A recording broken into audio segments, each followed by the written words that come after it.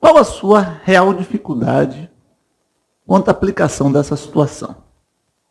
Veja, achar a velocidade final você acha se você tiver energia cinética final. E são números, não são vetores. Para isso você vai ter que achar a energia cinética inicial, que também são números, você bota ali. Sua dificuldade, a dificuldade de todo mundo, na verdade, é achar a variação da energia cinética.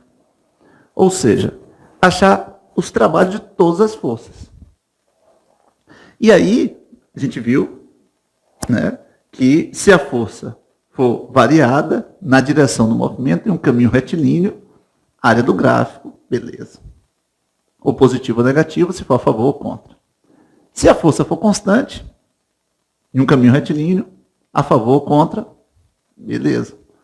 Área do gráfico, ou se é constante, vai dar um retângulo, força vezes o deslocamento. Sendo positivo ou negativo, se é a favor ou contra, beleza. Mas existem algumas forças, em situações específicas, que saem da caixinha, que eu preciso alertar. Faz parte desse treinamento. E vamos começar com essas três possibilidades. Uma força perpendicular à trajetória qualquer. Vamos lá, vamos explorar a situação 1. Então, aqui é um caminho retilíneo, e aqui faz uma curva, e aqui faz outra curva. E aqui tem um corpo. Quais são as forças que agem nesse corpo? Ele se movimentando por aqui. Bom, existe o peso.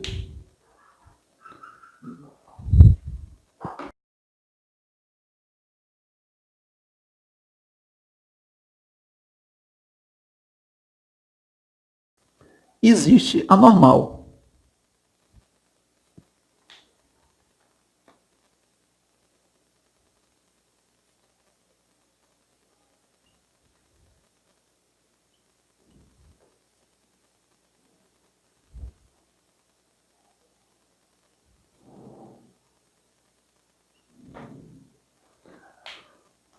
E eu vou investigar a primeira situação. Força perpendicular à trajetória qualquer. Essa é uma trajetória qualquer. Ela tem uma parte retilínea e tem uma parte ondulada, circular, né? Em trechos circulares. E aí, essa normal, ela é o quê? Perpendicular ao movimento. Ela não é a favor e nem contra o movimento. Então, ela não consegue gerar aceleração tangencial. Ela não acelera nem retarda. Nem aqui, nem aqui, nem aqui, nem aqui, nem aqui. Então, quando existir uma força perpendicular à trajetória, o trabalho dela vai ser igual a zero. Agora, eu queria chamar a atenção do seguinte fato. Nesse trecho aqui existe uma curva. E a normal está apontando para o centro. Isso quer dizer que existe uma aceleração centrípeta. E a normal é responsável por isso. Aqui a normal participa, né? A força resultante é a normal menos peso, que é massa vezes aceleração, sendo essa aceleração a centrípeta. Então, a normal aqui, ela é maior que o peso, justamente para gerar a mudança na direção. O que eu concluo com isso? Que o trabalho da normal é zero, não porque ela é anulada. Uma força perpendicular ao movimento, ela não realiza trabalho, não porque ela é anulada. Ela aqui não está sendo anulada. Ela está sendo maior que a outra. Ela é zero porque ela não é a favor nem contra o movimento. É isso que eu queria chamar a atenção. Certo? Qualquer força perpendicular ao movimento, mesmo que não seja anulada, se ela não for anulada e ela é perpendicular ao movimento, ela está fazendo papel de centrípeta, ou está participando da força centrípeta. Mas uma força centrípeta não muda a intensidade da velocidade, muda a direção. Então, não faz trabalho. Trabalho tem a ver com o módulo da velocidade, a intensidade da velocidade. Certo? Então, isso é importante, pode cair na teoria. Situação 2, forças oblíquas a trajetórias. Então, imagine um corpo aqui. E tem um fio inclinado. E tem outras forças. E, digamos, tem uma força variada. né? Vamos botar aqui uma outra mão, fazendo uma força variada. Aqui. Mas a força variada contra o movimento, você sabe como calcular. Através da área, ele tem que apresentar a área para você calcular. O que eu estou interessado é como é que você trabalha com aquela força oblíqua. Uma força oblíqua, vamos chamar de T1, essa é a pessoa 1, ela vai ser dividida em duas. O que a gente costuma fazer, né? Lá com força. Vou chamar de ângulo TX e TY. Então, o que vai acontecer? A força tração 1, ela não está toda empenhada em produzir movimento, ela não está toda para frente. E aí ela vai ser dividida em duas. Então, o trabalho da tração 1, que é uma força oblíqua, né? Não é só porque é tração, qualquer força. Pode ser força de mola, uma força de contato, qualquer uma. Né? Se ela é oblíqua à trajetória, ela tem que ser dividida em duas. Quer dizer, e a trajetória é retilínea, né? Muito importante nisso. Aí eu posso dizer que o trabalho da tração 1 é o trabalho da sua componente X com sua componente Y. Nesse caso aqui, o movimento ocorre na direção X e a componente Y é perpendicular. Sendo perpendicular, ela não realiza trabalho. Então, o trabalho de uma força oblíqua é o trabalho da sua componente horizontal. É como se eu pegasse a força e projetasse ela na direção do deslocamento e contasse apenas com essa projeção. Entendeu? Então, ela é constante, então você vai fazer o quê? Mais ou menos a área, que vai ser um retângulo, né? Vai ser o valor da força, vai ser ordenada, vezes o ΔS, que é o deslocamento. Então, o trabalho da tração 1 é o trabalho da sua componente projetada na direção do deslocamento. É isso que você faz com uma força oblíqua. Avisado?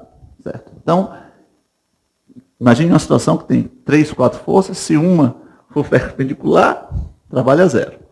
Se uma for oblíqua, você usa a sua componente, a sua projeção na direção do deslocamento. Agora a terceira, força uniforme à trajetória qualquer. Pode ser retilínea. Né? Agora vamos parar um pouquinho e perguntar o que é uma força uniforme. Forças uniformes.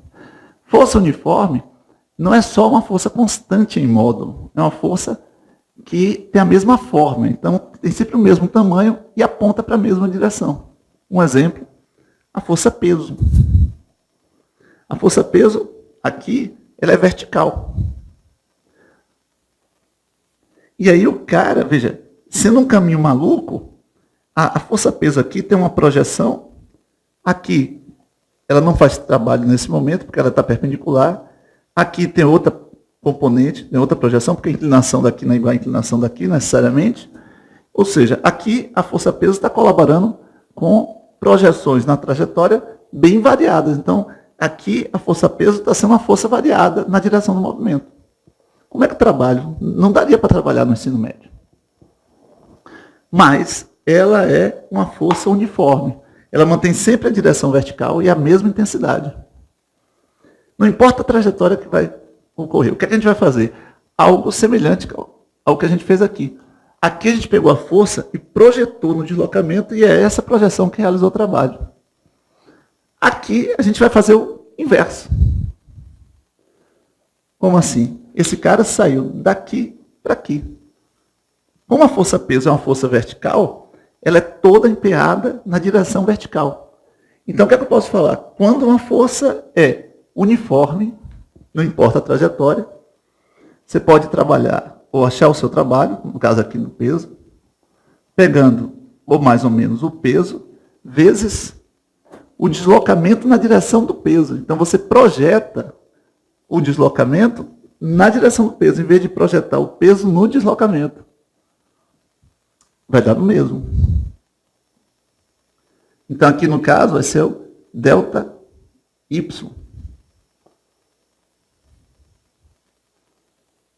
Também pode ser o ΔH, que H é uma coordenada Y, né? H e Y são equivalentes. Então, se o cara está aqui, andou, sei lá, 10 metros para cá, mais 5, 15 metros. Mas, se eu quiser o trabalho do peso do ponto A até o ponto B, e aqui, apesar dele andar muito, verticalmente, ele só desceu 4 metros, o trabalho do peso vai ser o peso todo, porque agora eu estou me concentrando na vertical, vezes o deslocamento na vertical. Se existisse uma força totalmente horizontal, uma mão, sei lá o quê, e em todo o trajeto ela permanecesse horizontal, como é que seria o trabalho dela? O trabalho dessa força seria mais ou menos, no caso mais, né, a favor do movimento para a direita, força vezes ΔX, ou seja, vezes o deslocamento na horizontal. Por quê? Porque ela é toda horizontal. Então, são 3 aspectos. Façam as questões abaixo que aparecerão forças, né, nesse quilate.